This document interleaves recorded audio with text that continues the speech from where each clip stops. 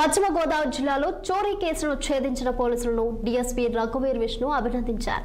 ఈ సందర్భంగా ఆయన మాట్లాడుతూ పాలకోడేరు మండల విస్సకోడేరులో నివాసం ఉంటున్న కలిదింటి శ్రీనివాసరాజు ఇంటిలో ఓ దొంగ చోరీకి పాల్పడ్డాడు.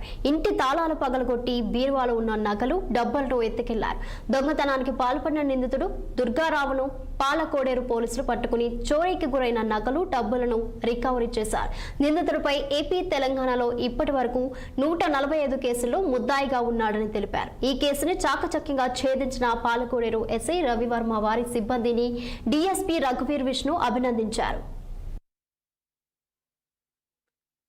కలుపుకొని దాదాపుగా 145 కేసెస్ లో ఇతను ముద్దాయి.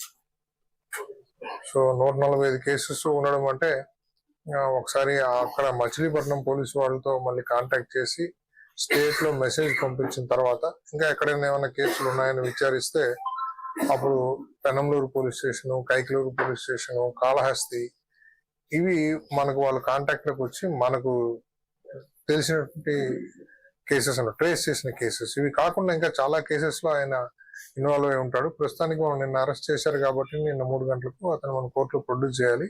ఇప్పుడు మన కేసులో ఇక్కడ విశాఖోడేరులో పోయినటువంటి ప్రాపర్టీ మనకు వెండి, అట్లాగే 51 గ్రాములు బంగారు, 222 గ్రాములు వెండి, ఇవి ఇక్కడ మన దగ్గర పోయినటువంటి ప్రాపర్టీ.